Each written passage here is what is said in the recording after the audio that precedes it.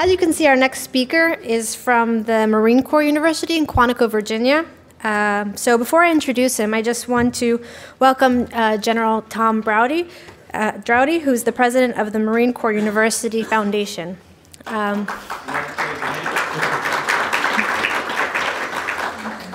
next speaker, Amin Tarzi, is the Director of Middle East Studies at the Marine Corps University, where he focuses on the Middle East and South Central Asia. And he also represents the Marine Corps at various academic and professional forums and provides expert advice for professional military education programs. In addition to his formal work, Dr. Tarzi participated for 5 years in a series of informal Track 2 meetings with civilian and military personalities from Iran, Israel, and several Arab states. He has lived and traveled extensively in Afghanistan, Pakistan, Uzbekistan, and the United Arab Emirates, and has traveled several times to Iran and other Middle Eastern and Central Asian countries. He earned his PhD and master's degree from the Department of Middle East Studies at NYU.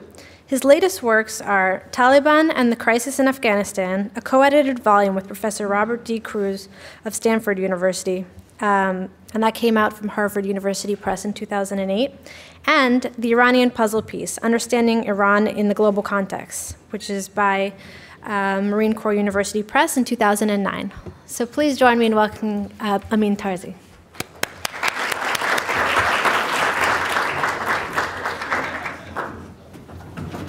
Thank you.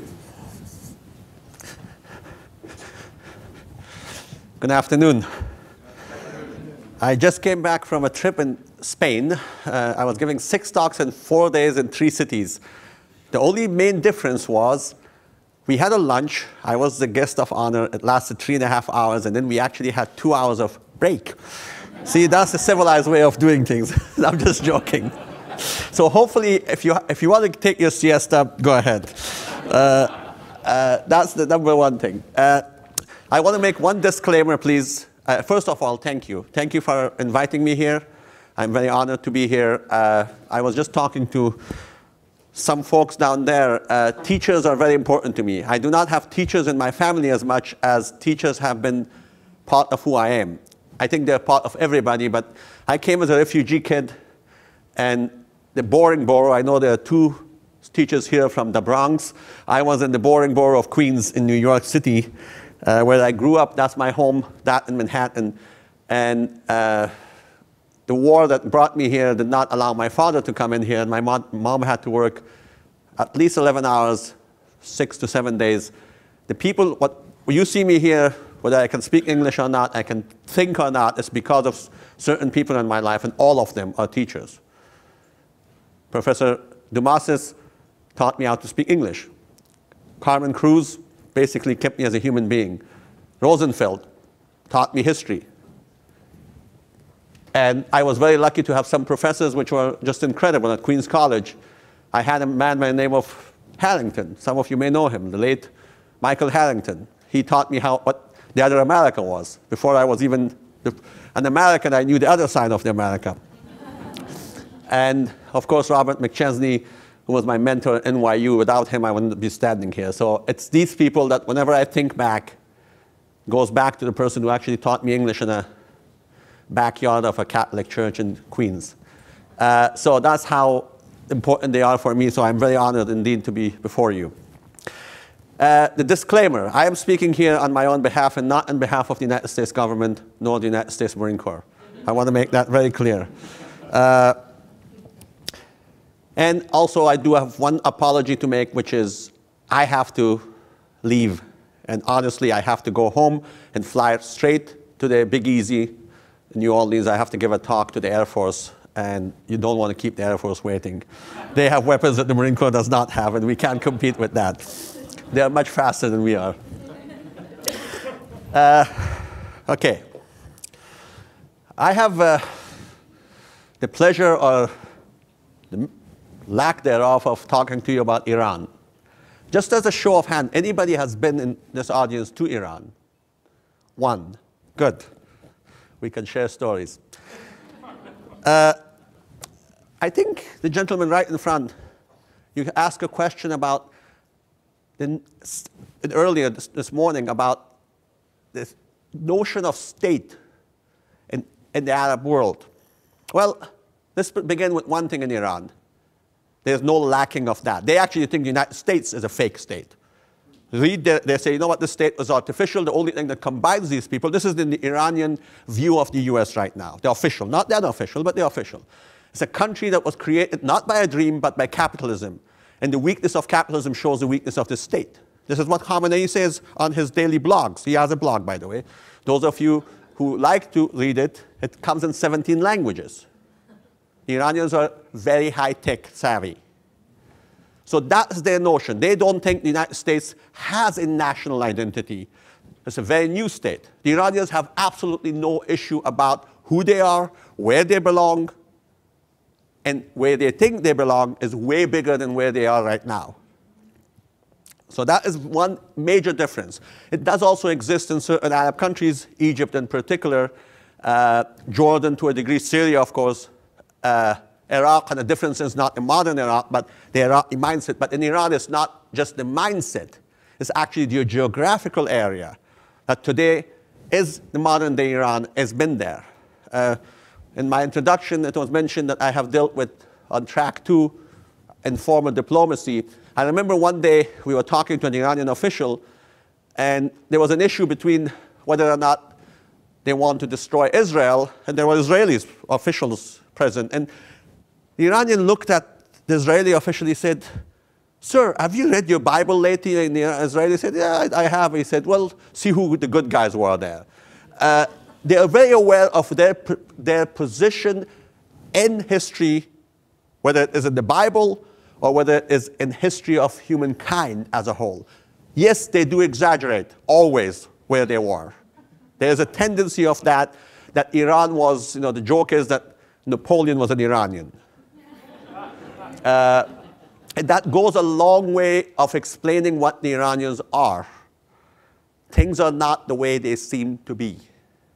Out there, there's a monograph, which is for you to pick up, and please take it.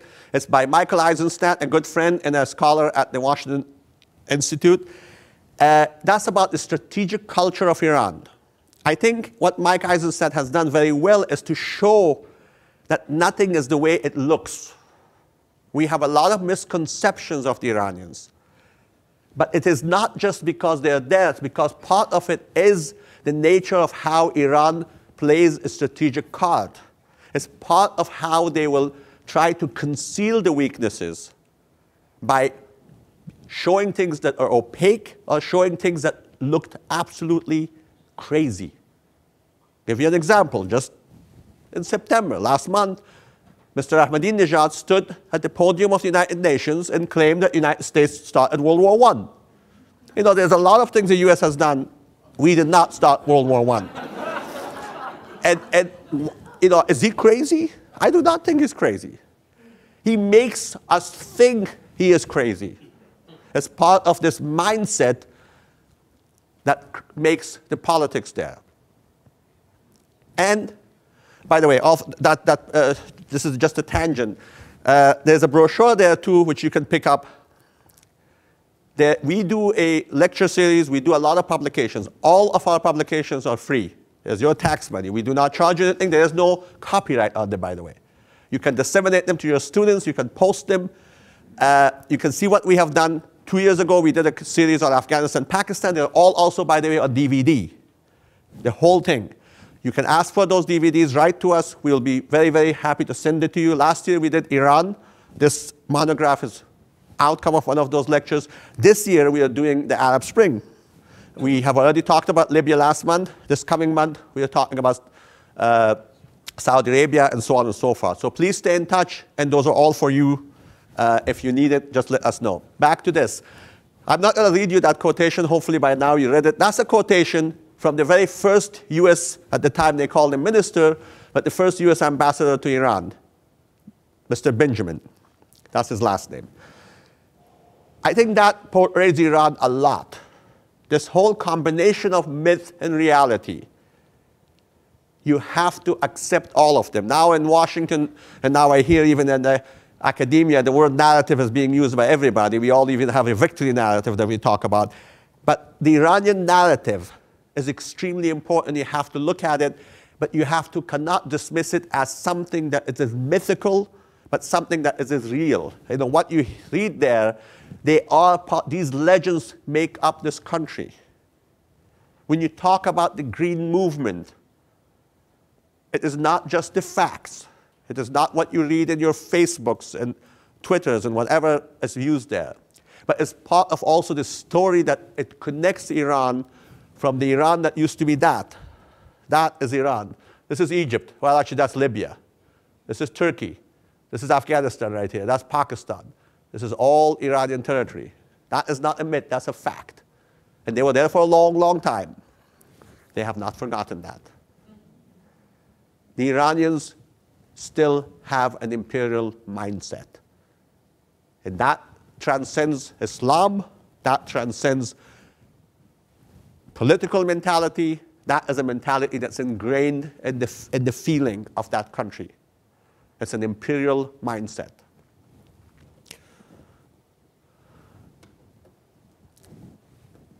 That is Cyrus the Great right there. You may have seen it. That's right. If you go to south of Shiraz in the province of Fars, where the name Persia comes from, that is the steps that goes high into the palace that's called Persepolis. Who destroyed Persepolis? Alexander of Macedon, i.e. Alexander of the Great. Again, it all comes together. I just found a great resemblance between that and Mr. Khamenei on the right. This is modern-day Iran. Still, while Iran has shrunk in size considerably, when you look at the map of Iran, strategically speaking, both in the sense of a military, but also in the sense of as long as hydrocarbons, gas and oil are important to the rest of the world, there is no other country on earth that has the more strategic location than Iran. Turkey comes second, but there is no other. Let me just explain very briefly to you. This is the Caucasus, Armenia, Azerbaijan. Iran has access to them directly. This is the Caspian Sea, oil and gas untapped. One reason it's untapped because nobody even knows whether it's a lake or a sea. It matters a lot in the legal aspects, whether it's a lake or a sea. Why nobody has done it? Because Russia and Iran have not discussed it. Iran has access to it. Turkmenistan, supposedly the 5th largest deposit of natural gas in the world. You hear about Pakistan right now. Pakistan's biggest problem is not terrorism, it's lack of energy. They want to get it from here. Only country that has access directly here, and it also has access not only to Persian Gulf, but here to the Sea of Oman directly out there. This country can, if Iran is normal, not pro-American, normal, it changes the entire dynamics, not only of the military, political, but also of the energy dynamics in the world. So Iran is not just, we always look at Iran in either very narrow context. The hostages, as bad as it was, they have killed a lot of our people. The Marine barrack in Beirut comes first in my mind. I'm a former Marine, so that kind of pisses me off a bit more. But there's a lot of things that they have done. But at the same time, when you look at them, they are not a suicidal country. It is very interesting to look at Iran. So the movement in Iran, I'm not saying that the Green Revolution is more important than what happened in Egypt or Tunisia or what might not happen in Yemen or so on. But the impact of Iran, and again, here in the media, we see it either US Iran or Israel and Iran. We really usually, now maybe with Saudi Iran is also on the thing. But it is way beyond that. It's way beyond that. Iran will have a global impact, and I say global. Iran has bases. These bases are not important, but they have a base in Zimbabwe. There's a helicopter that doesn't fly, but it's there. They have a base in Bolivia. They also have a base in Venezuela, right south of Caracas. Why they do have it? Again, I mentioned before, imperial mindset. These are not bases that the United States worries about or should worry about, yet they are something that for the Iranians it shows, well, our base in Venezuela, okay. Of course, you exaggerate it. People think, wow, Iranians have an amazing thing, but it also gives them a say in Venezuela. It gives them a say in Bolivia. The Bolivian issue is a bit more dangerous because of certain things that Bolivia has that Iran needs in this program, on nuclear, peaceful nuclear program. Okay. Oh, there was a flag there, but we lost it because I think, but it's okay. There was an Iranian flag underneath that. A few characteristics of power in Iran. Iran is not a republic, neither is it a theocracy. It's a combination thereof. It's a government that does not have another single equivalent in the world. There's no such thing anywhere else in the world. The Iranians are actually very proud of that. Again, what it gives them? Uniqueness. Iranians also claim that they are the only free country on earth. Don't laugh at that, because they say that this is the only country that the United States cannot dictate to or push over. And they challenge you to find the second other country in the world that we cannot push around or dictate. So that's the only free country. And they're very proud of it. They say that we are suffering because we are the only independent country in the world. That we have withstood against, as they call the United States, the international arrogance.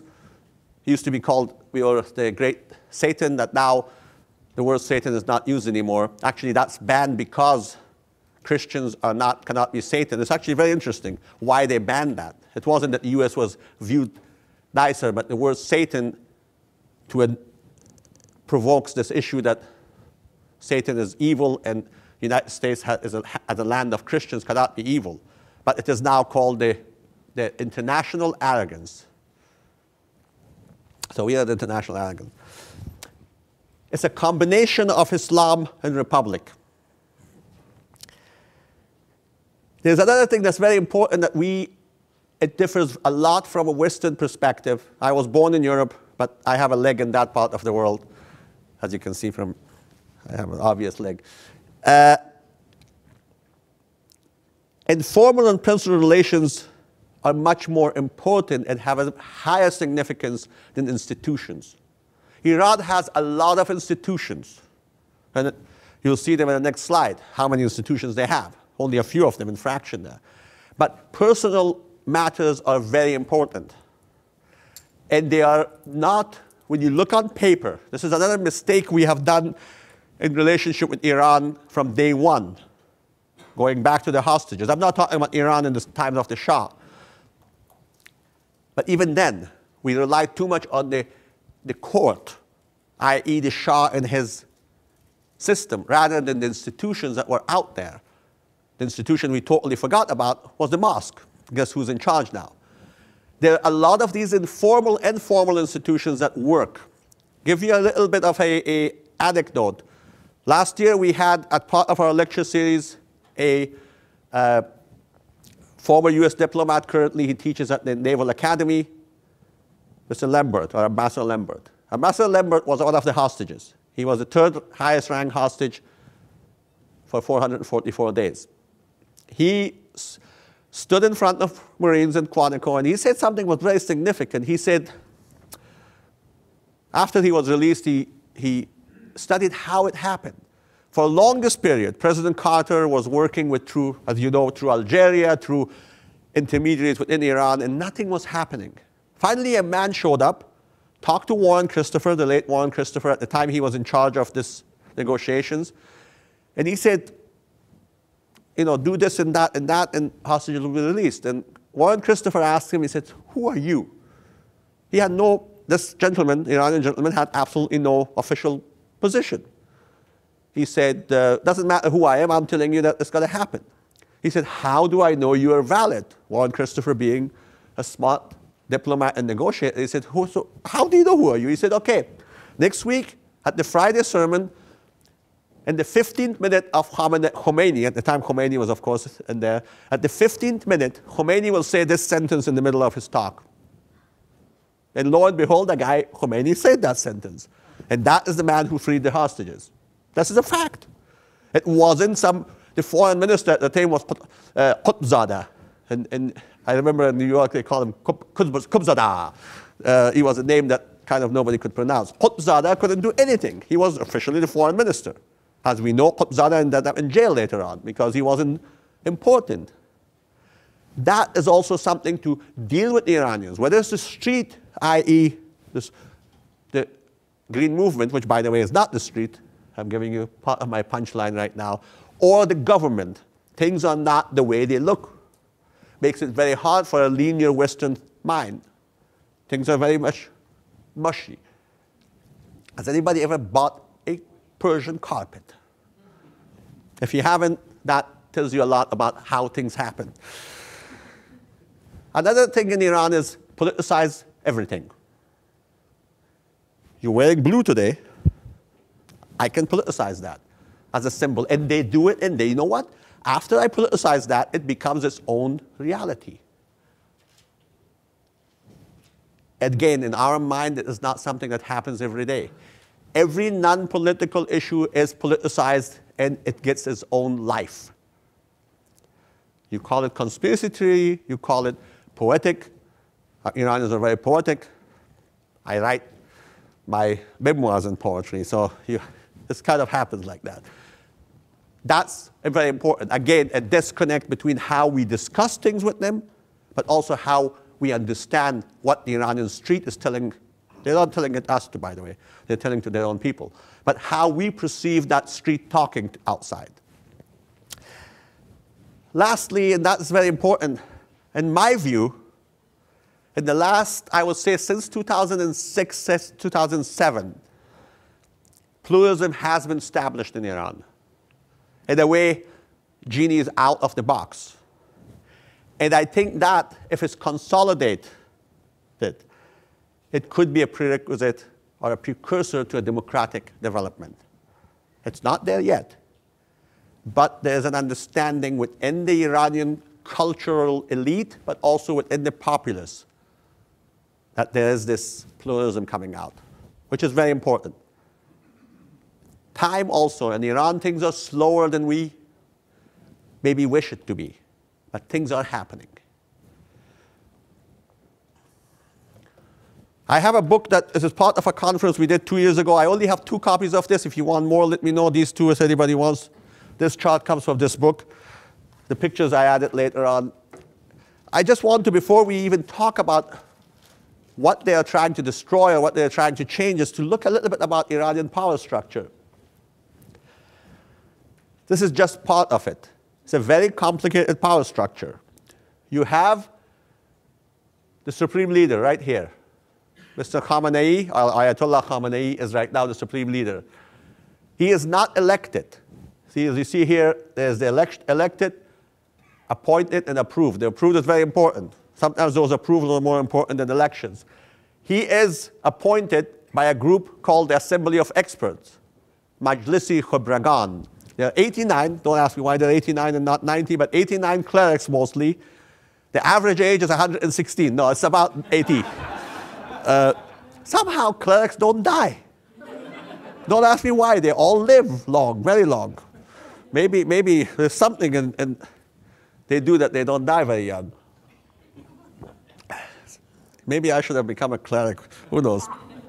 There are 89 of them who are elected themselves, but they select the supreme leader. And by the way, he can be fired. Technically, according to the Iranian constitution, the supreme leader can be fired. There are 8 or 9 reasons how he can be fired. Then you have a lot of other institutions. I'm not going to go to all of them. There's something called the Council of Guardians, Shurai Negahban. They literally guard everything that happens in Iran, whether it is within the parliament, within the judiciary, within the presidential, except for this guy. They don't guard him. He actually appoints them. They guard everything against what? Against un-Islamic tendencies and against what they call sedition, fitna. It's an Arabic word. Those of you know Arabic. Sedition means what? Simply means anything that's against the regime. What is the regime? Right there. The system of the Islamic Republic. The rule of the jurisprudence. You may have heard the word velayat faqih. I'm sure your students would ask for that. It basically means it has to go to Shia theology.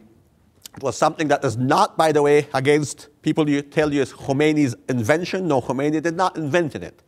Khomeini, in his books, in the 60s, mainly in the late 60s when he was in Iraq and then later on in France, he made it more streamlined and applicable to modern world. The idea has been there. In Shia theology, the idea is that perfect government comes only when the hidden Imam, the Mahdi, Messiah, shows up. Until he doesn't show up, the world is in a dark place. When he shows up, by the way, he shows up hand to hand with none other than Christ Jesus. When they show up together, it will usher 1,000, 10,000 or 1,000, depending on who you talk to, years of peace and prosperity and justice. That's the main word, justice. Therefore, a Shia government cannot be perfect government until the Messiah shows up. What Khomeini did, he said, that's all nice and dandy. However, the Shah is such a Taghut, as he called him. Taghut simply means reactionary, basically. That there has to be a way to open up for the return of the Messiah. And that, he said, is a time where the jurisprudence, i.e. the mullah, becomes the deputies of the Mahdi to wait and make the situation better for his arrival. That is the best I can explain the Velayat Faqih for you.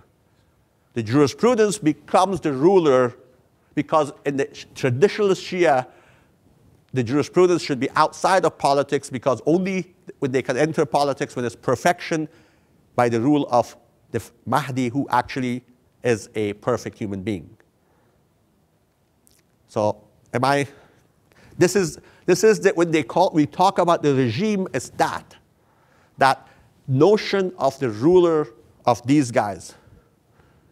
And if you notice the pictures, I put some pictures for you. 1, 2, 3, 4, 5. These 5 are all clerics, and none of those are elected. There are only 2 elected people, happens to be both non-cleric and one other somebody who's not elected is a military man. So most of those people who are not elected are clerics. If you look at them, it is their government. The regime is them. If you have more questions, we can come back to this slide and I'll explain to you more of it. But since we are talking about the basic idea of the movement right now, I'm going to pass through this, but just understand that it is a very complicated situation, and the president, who is elected directly, has to be approved by these people who are appointed by him. Just know that. While there is, as I said in my first few moments, it's a combination of a theocracy and republicanism. Iranian elections are, believe it or not, very vibrant. As we saw in 2009, were they cheating? Yes, cheating galore. Yet people vote, way more than we vote. They go to the streets, they take it very seriously, the debates are fantastic, the websites are incredible. But yes, there's some foul play, a lot of foul play in the last one, but that was an exception, by the way. That was an exception to the rule. That's why people went to the street. Up to that point, the elections have been pretty straightforward by the electorate. Up to 80 to 85% of the Iranian electorate has voted. Khatami, the highest election numbers, were 85%. I wish we one day get something like that. And it's not like Sweden where you have to vote or you're taxed. This was volunteer basis, like our system. Yet the president is still accountable to this. If they don't approve a candidate, the candidate cannot run. Each candidate that runs both for the presidency of Iran and also for Majlis. Majlis simply means the Iranian parliament. They have to be approved by these folks. That's the leader of it, at the very tender age of 92. This is the system. Again, as I said, if you want to come back, you have questions to it, we can always come back to it. Now, there's a lot of misconceptions in America about the Green Revolution. Let me give you a background of who the Iranian presidents were. The first president, Abul Hassan Bani Sadr, was there for less than a year. He was impeached, went to Paris, and most likely assassinated. Some people even claim that Ahmadinejad was involved in it. There's no proof. He actually took the Fifth Amendment. He didn't say it like that. He said, I can't answer that. He didn't say he didn't do it, but because he was also accused of killing somebody in Vienna. The second president, Muhammad Ali Rajai, was blown up into pieces by the people that are called the Mujahideen Khalq, the opposition. Okay, this is important. Ali Khamenei is the current supreme leader. He becomes president in 81 and serves 2 full terms. Guess who his prime minister was? That's him, right there. That's the leader of the Green Revolution.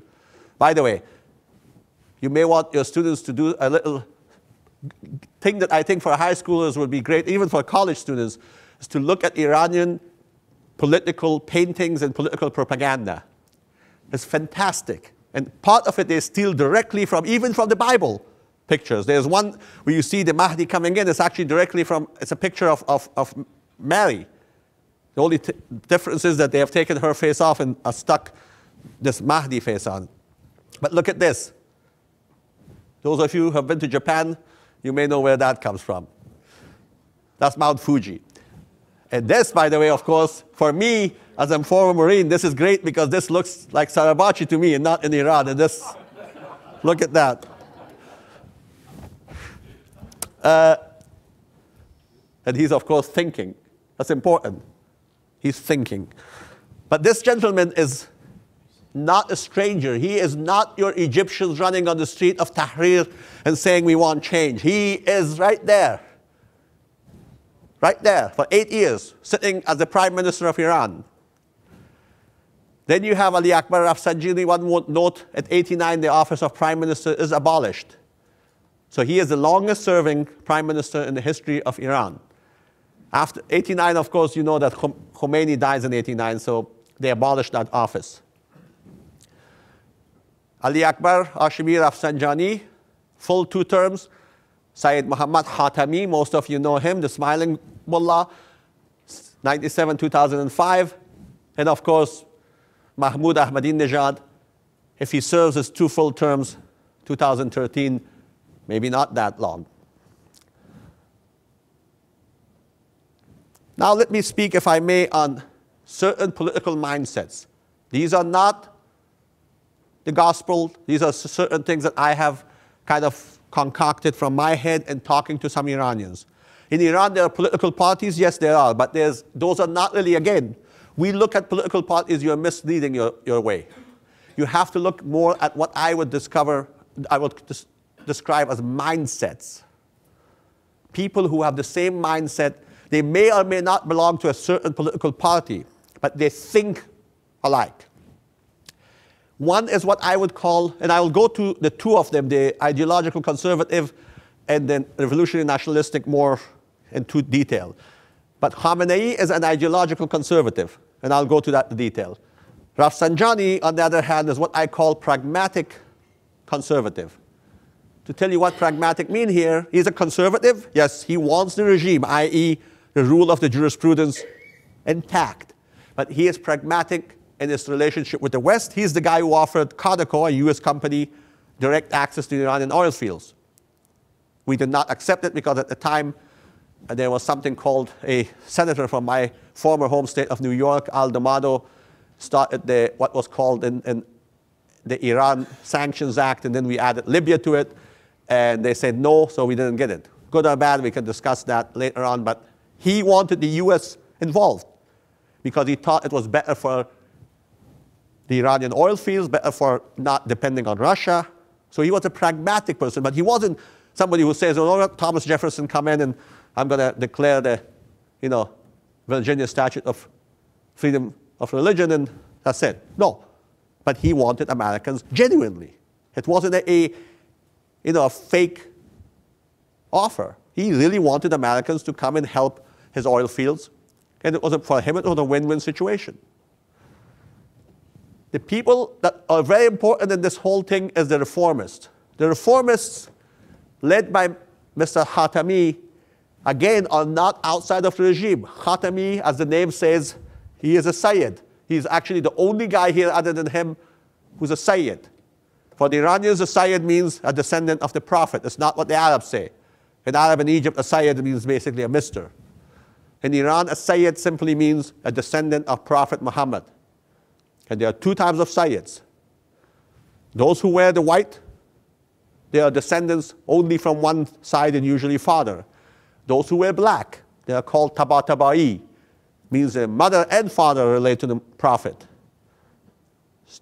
Again, don't ask whether this is true or not, because statistically it doesn't hold water for 1 second. But I have seen in my own lifetime few of the same saint, 4 hands. So things happen in life. These guys genuinely believe in a total reform of the system. Not, again, please understand, not putting the system down, but reforming it from within, opening it up to the new world. As Khatami said, to break down the walls of mistrust through media. All the filmmakers of Iran, those of you who have looked at Iranian films, he was the Minister of Culture, by the way. Khatami was Minister of Culture during this period, for 8 years. They are not outsiders. I'm trying to keep on saying it. And what is Mousavi? He's a reformist, but he is first an ideological reformist. He is not, again, outside. He is not your flaming revolutionary who wants to change.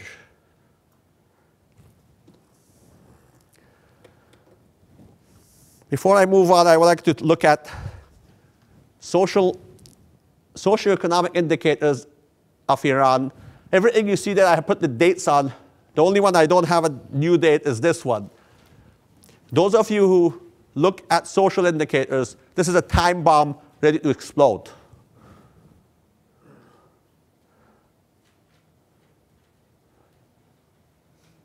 There's a street in Tehran. That's not a fake picture. That's not just one square.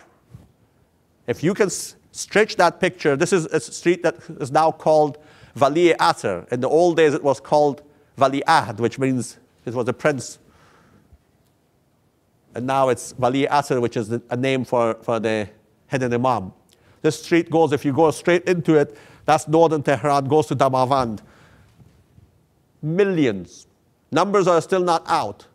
These are these folks right here. This is the median age of your population. And you know something else? They are one of the most educated people in that part of the world. Take Israel out and perhaps Cyprus. No other country in that region can bring you more intellectual thinking people on the table.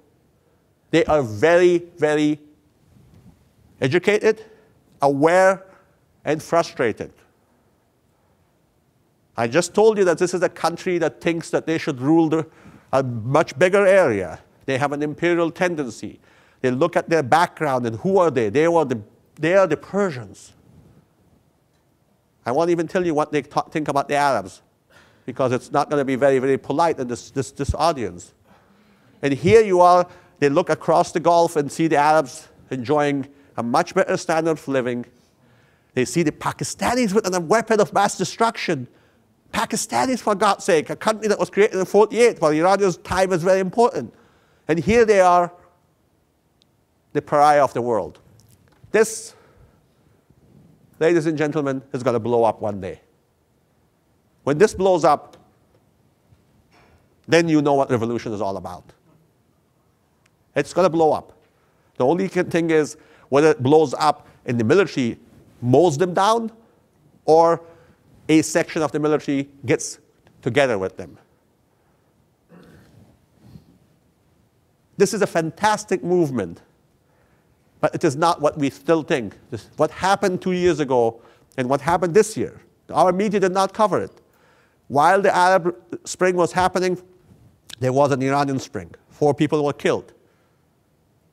Started in February, ended in April. I'll get back to it. But there's an undercurrent happening right now with it, and I'll try to end my talk by saying what are the dynamics right now and what might happen. But these indicators are a time bomb just ticking to happen. Okay, I told you I'll look at two trends briefly. First, the nationalistic revolutionary mindset. They are the product of the war experience with Iraq. Those of you who have studied that war, 1980 to 1988, anywhere between 1.5 to 2.5 million people dead, devastation beyond imagination. More missiles were launched in that war than the entire World War II, all the theaters combined. And these missiles were not hit at military targets. They were just launched at each other's cities. This is a picture of Khorramshahr, a city in southern Iran, right on the Iraqi border. That can tell you what kind of war this was. These people, this mindset, believes that Iran has a domestic capability to overcome everything. That's why I call them revolutionary nationalistic. They come from a revolutionary mindset, but their emphasis is on Iran. Everywhere Iran is number one. So what they do is, their ideals is social justice. They actually have, if you read a lot of their literature, you think Che Guevara wrote it. It is very, very laced with not even socialism, but with 60s communist literature style. It's about social justice, about taking your right. It's about rising up. They even use cliches that sound almost Marxist directly. In foreign policy, it's very interesting. They tend to ally themselves with countries where Iran is number one. You know how many times Ahmadinejad has had a head-to-head, tête-à-tête, I'm translating French, a one-on-one with Mr. Morales, the great leader of Bolivia? 18 times. Why do you think he's doing it? It's not what he needs from Bolivia. He needs some uranium ore, but that's not what he needs. That's why not he's having that. He can send his agents for that. Morales needs somebody to prop him up. And Ahmadinejad feels big when Morales is there because Morales is from Bolivia. It's a country that's poor, it's needy, it's kind of, even in Latin America, people are saying, okay, this guy is getting way off. Initially he had some kind of a backing, but right now, I'm not a Bolivia expert. My wife actually lived there, so I shouldn't say anything about that. But Morales doesn't have a lot of currency. Robert Mugabe, I say they have a base there with a helicopter, where Iran is big. They want to show, they want to feel that they are superior. Lastly, this is, of course, most of the folks in the Ahmadinejad government belong to this mindset. The second mindset I told you I'll come into, I'm not talking about the reform and the pragmatic because they're right now out of the picture. They're absolutely been sidelined. Since 2007, they are out. These guys emphasize cultural conservatism.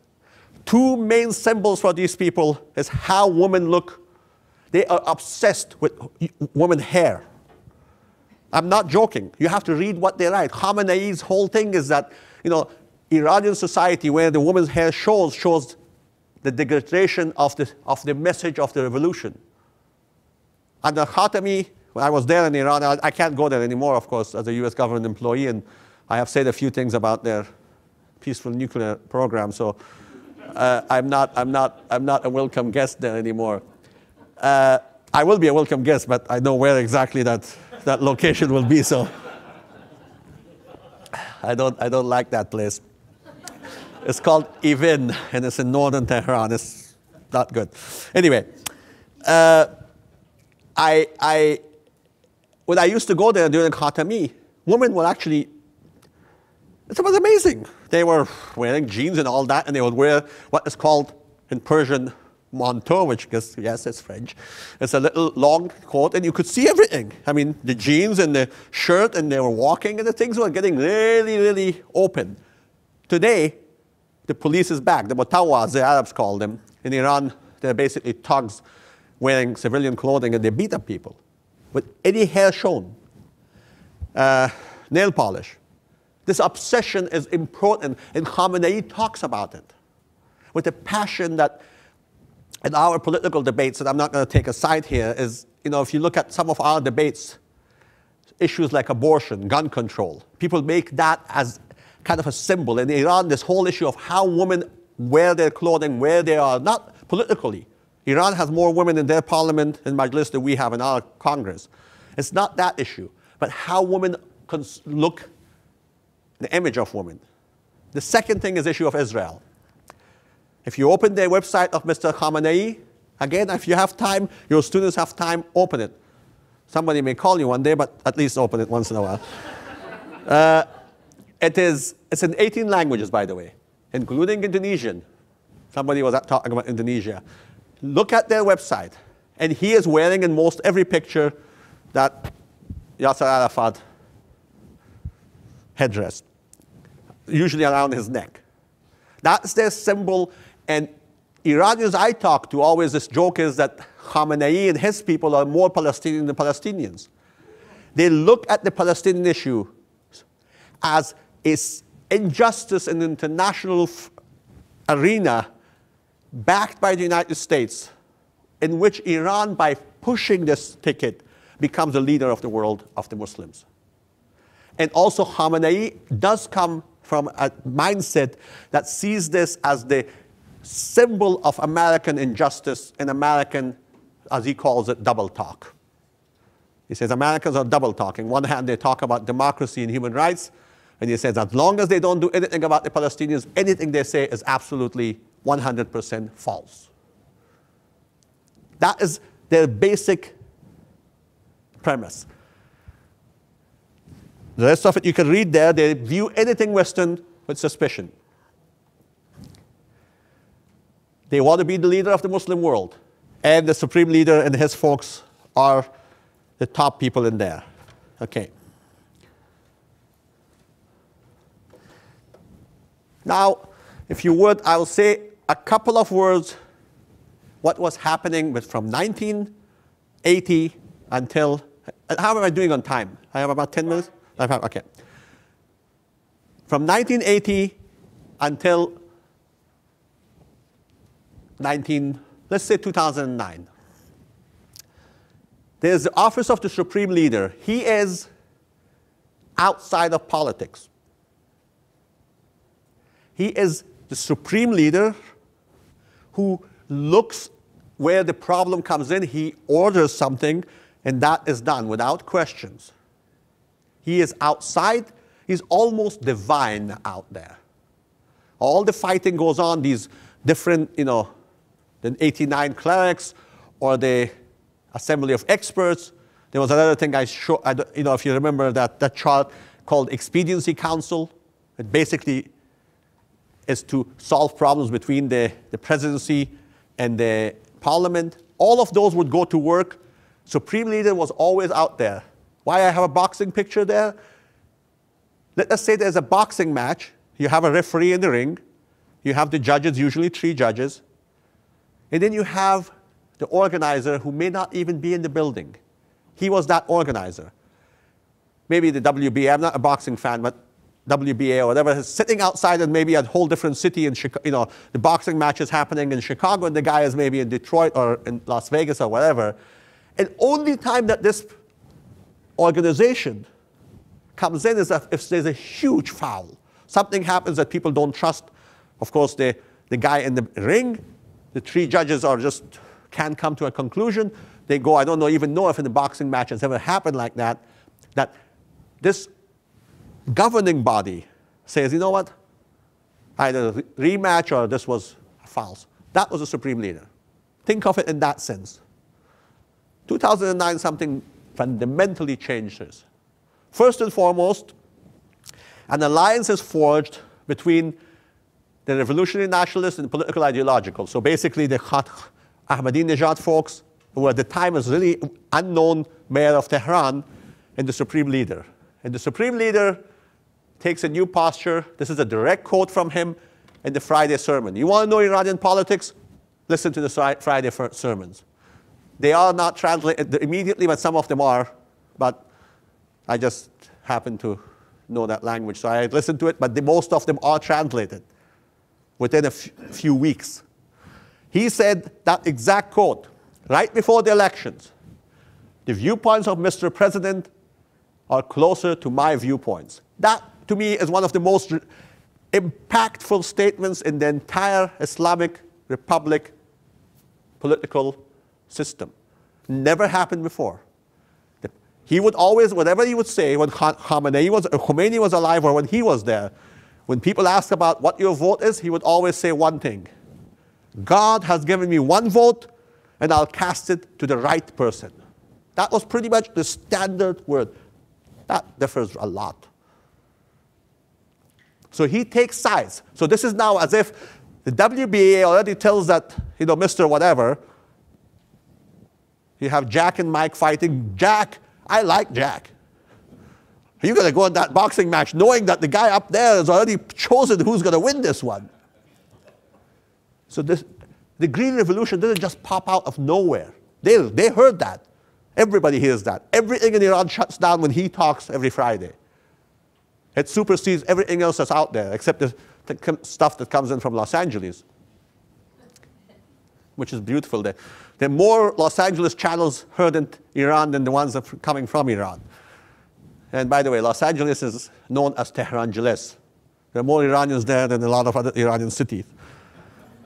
The mayor, by the way, the mayor of Glendale is an Iranian, and the mayor of, what's the expensive city there? Beverly Hills. That's Iranian too. And then when the elections come in and the problems show up, you remember there was a runoff and then Ahmadinejad wins it. You know what Khamenei called that? Right there. He said it was a divine assessment. The day after that, the streets of Tehran looked like the way I showed you that picture.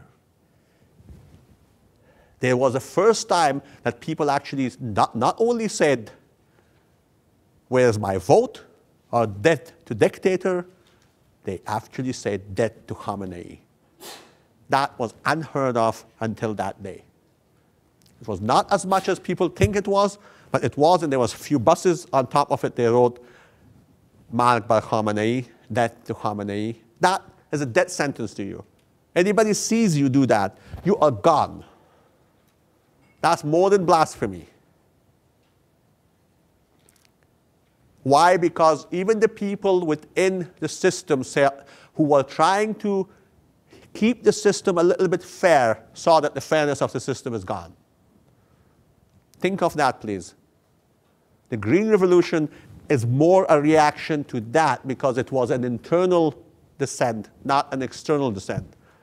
But when they saw that, it was an internal dissent trying to take out this alliance and get rid of Ahmadinejad and his crazies.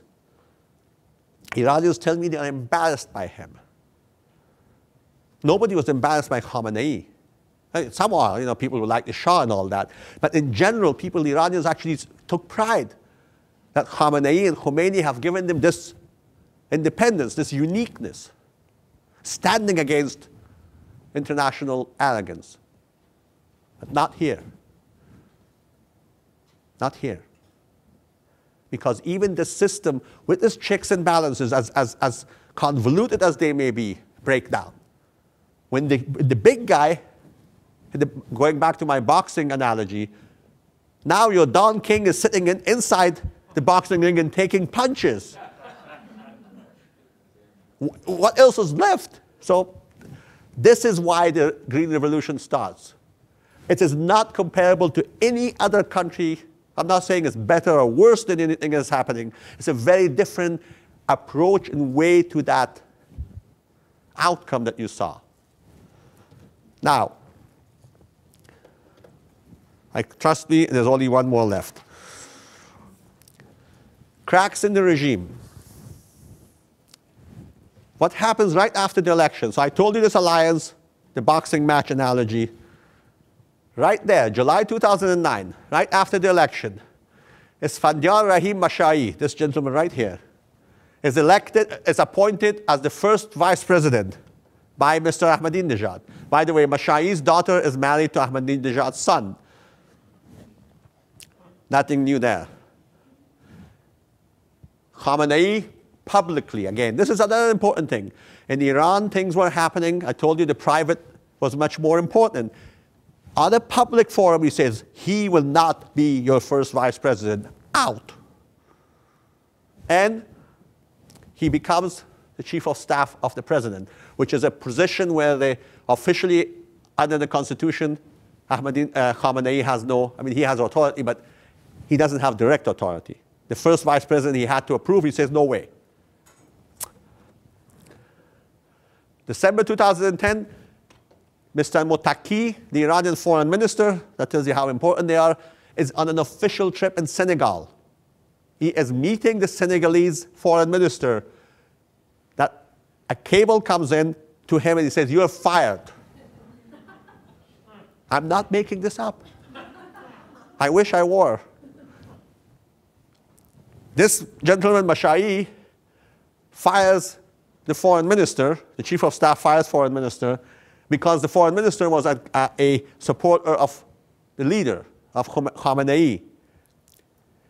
This is not only seen as an interference in the foreign affairs, which is officially under the president, but unofficially is the domain of the office of the supreme leader. However, it's also an insult.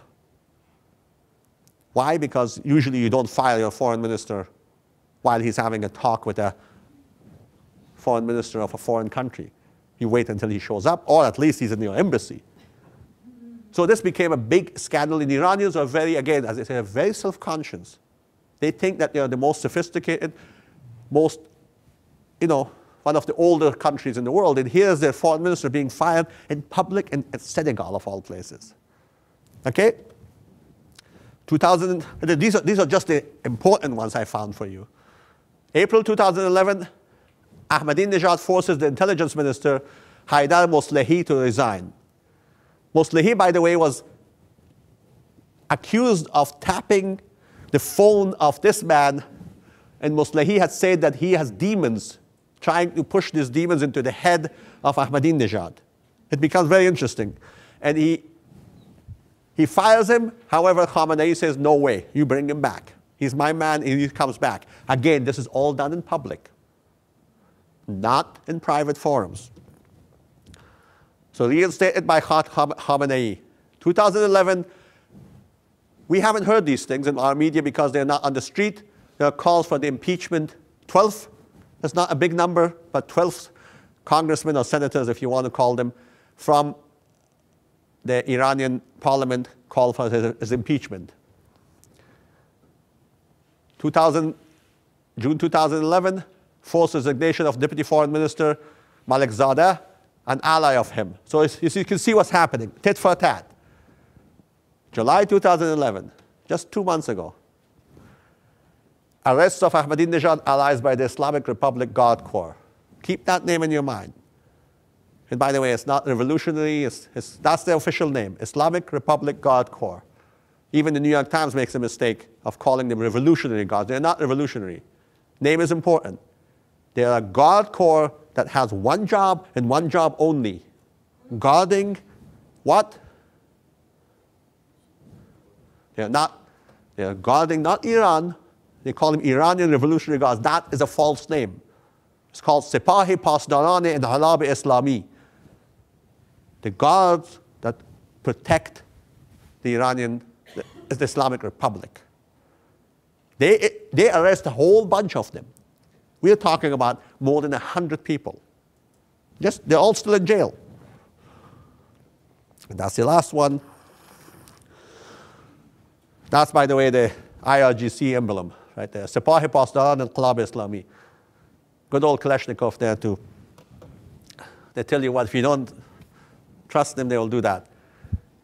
These are long quotes. I'm not going to go through them, but they are very significant. They're all the last 4 months.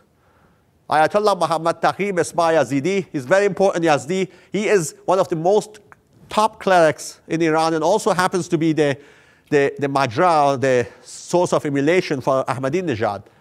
To obey and submit to the supreme leader is a religious duty that has nothing to do with politics. He's telling that to none other than the president. Legitimacy is based on the approval of supreme leader and not popular vote. There goes your democracy, even the semblance of it, right out the window. So this is now, I'm talking about the regime cracking from within. Cracking from within for the first time. This has never happened before. Listen to this one. Resisting the supreme leader's orders is opposition to God and the head and imam, the Mahdi. And in the Shia theology, the head and imam is still here. He is in occultation. He will show up. He's not dead. He went in occultation in 647, and he's somewhere here, and then one day he shows up on a white horse with Jesus next to him. That's the theology. Usually it's either Jerusalem or in a mosque on a white horse. So if you go to Iran and see a white horse saddled in front of a mosque, that mosque believes in that theology. Because he will show up among the parishioners and just rides that horse, and Jesus will be holding the horse. He's there, but there's a hierarchy, a little different. Okay, the last one I think is the most important one. Since the IRGC serves as the law officers of the judiciary, ladies and gentlemen, this is nowhere in any part of the Iranian constitution or anything that IRGC is serving as the judiciary. Their job is very different. They're a military organization to guard against attacks against the revolution. They have two other arms. One is called the Basij. Those are the guys who kill people on the street. And the other one is the Quds, which is the long arm of Iran that blows up Jewish centers in Buenos Aires. This is a whole new gamut that starts here. Read that to yourself. In my view, right now the supreme leader is no longer supreme. This is the supreme leader of Iran right now. It is becoming a military dictatorship rather than a theocratic regime. The supreme leader is now, by jumping into that boxing ring, he's lost his supremacy. He is now at the behest of these folks. They call the shots. And they're not even afraid of talking about them. So what's happening? I have said it many times, it's not a revolutionary movement, it's a reform movement. Leadership is not for the downfall of the Islamic Republic. 2, Green movement, by its popular support, in my view, has shown inherent weakness of the regime in its lack of legitimacy. That is huge. That is huge. The feuding between the president and supreme leader is damaging the regime. And in my view, Green movement, by its existence, is widening those cracks. Miscalculation by regime, either supreme leader or IRGC, may lead to two things. One, fundamental change. By that I mean total downfall of the Islamic system.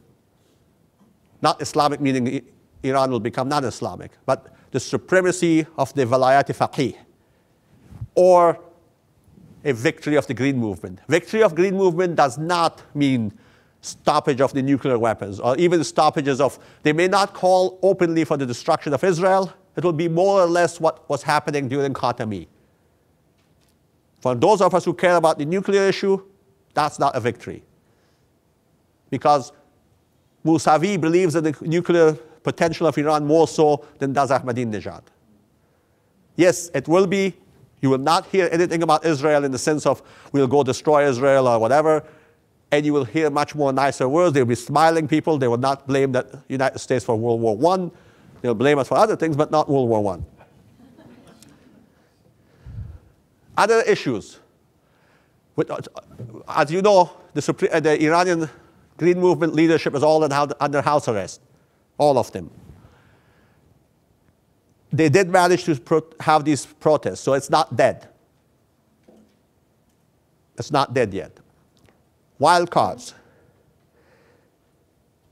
Who's going to be the maverick for the 2013 presidency. We could discuss that in question and answer period.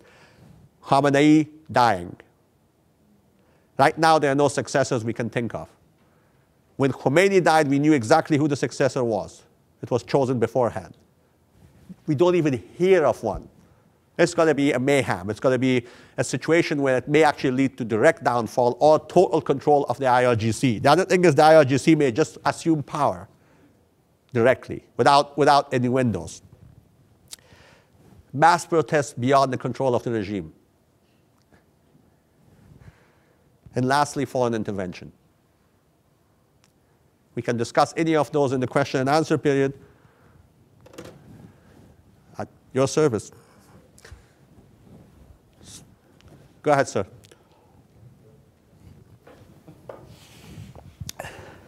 Joe Selfridge from West Catholic High School. The recent plot, you got to give us your read on that. I read at least one account that said Khamenei had to have known about it. What do you think? Okay, I can tell you, part of it I can't talk about because it's an ongoing federal case. I do have actually the federal case. If you're interested, I'll give you the, I don't know if you've seen it or not. I have the whole thing. And it's open source. It's from Southern District of New York, and I'll leave it to you. You can read it. It's fantastic. It reads like more like a B-movie plot, but anyway. This is my own feeling and me talking, not anybody else. My view, my gut when I heard it, I think if it is, it's an internal attempt by the IRGC to discredit and maybe even remove Ahmadinejad. They really want him out. They don't want to kill him. They can kill him tomorrow, but that makes him a martyr. They want to get rid of him, and they want to get rid of him with what? With the worst thing, which is making America as the country that started it. That is the only thing I can think of. Why I say that? Because the Iranian way of killing people is very sophisticated.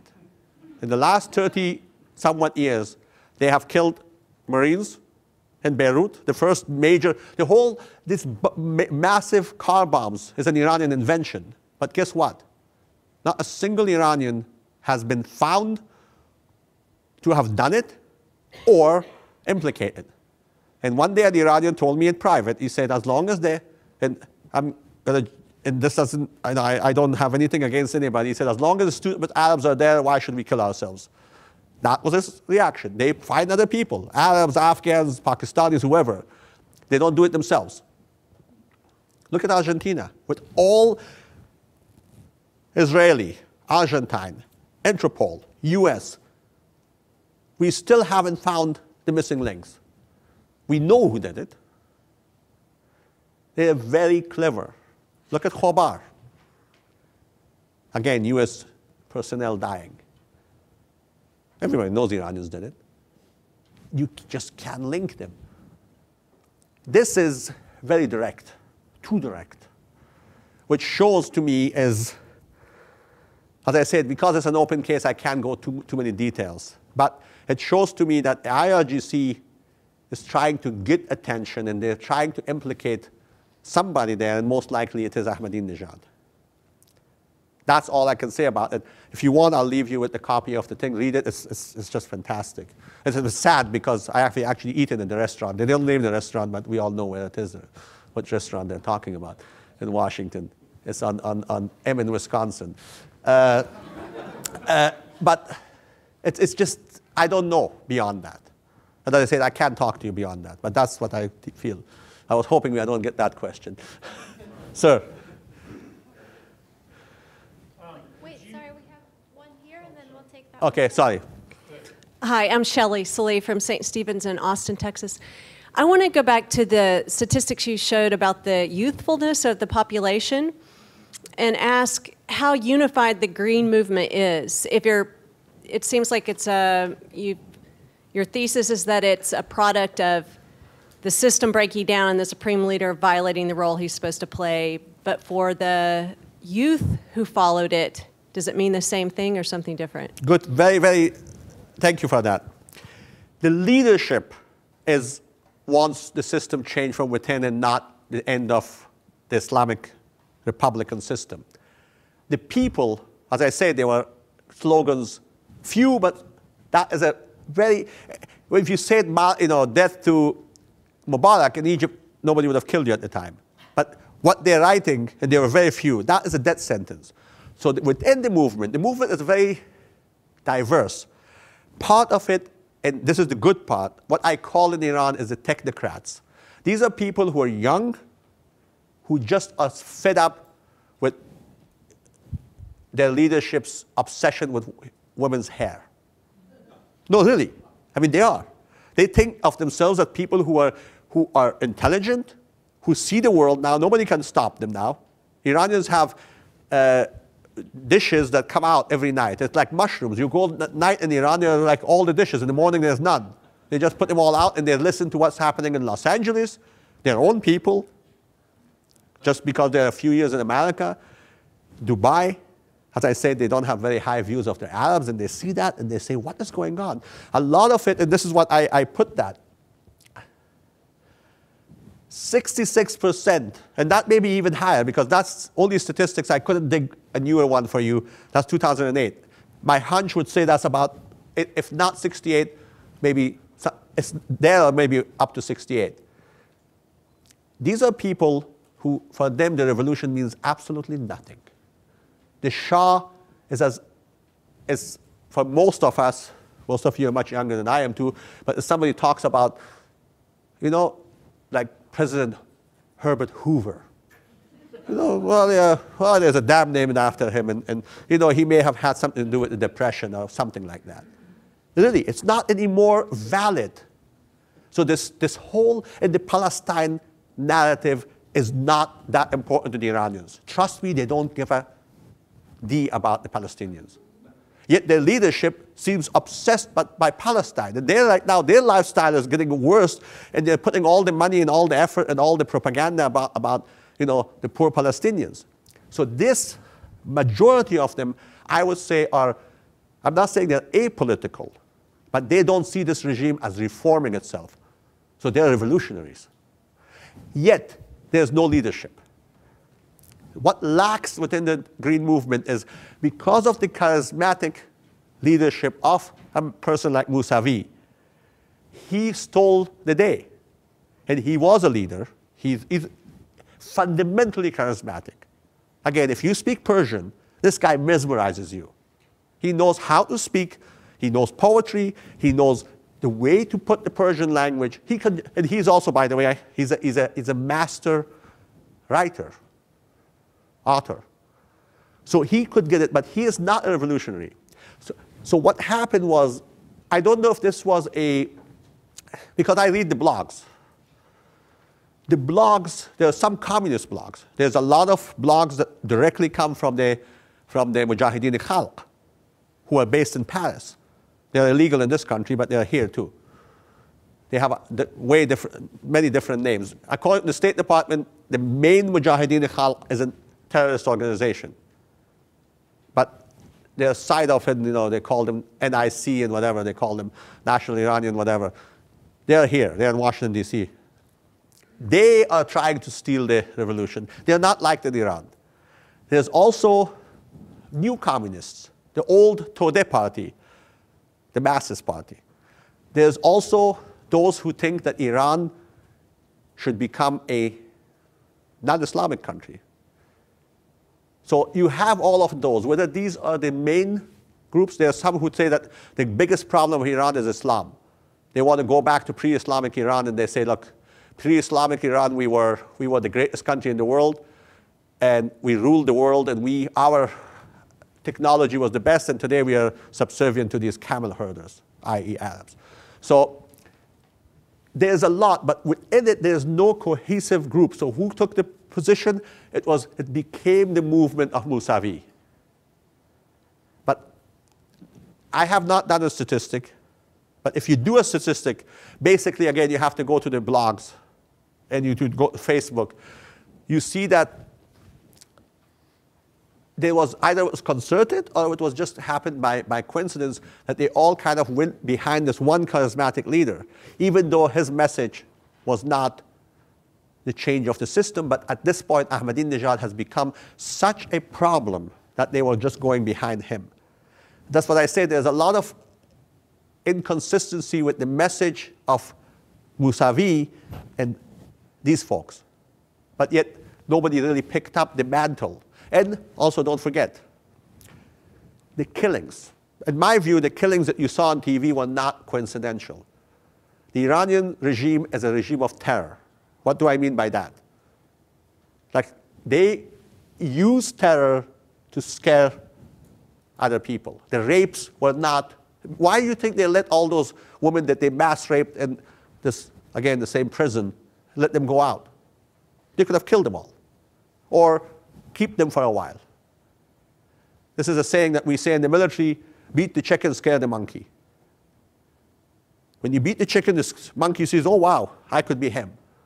They used an amazing combination of leniency, terror, intimidation, and mercy. And guess what? They shut that thing down.